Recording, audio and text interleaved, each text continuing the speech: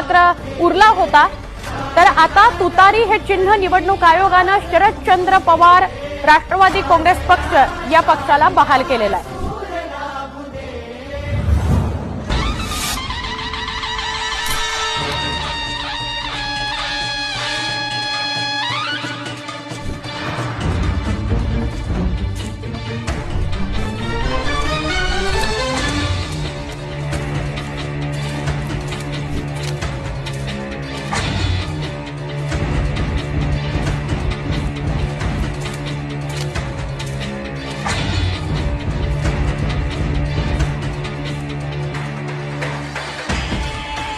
लोकसभा निवडणुकीत शरद पवार गटाचा 10 पैकी 8 जागांवर विजय झालेला आहे।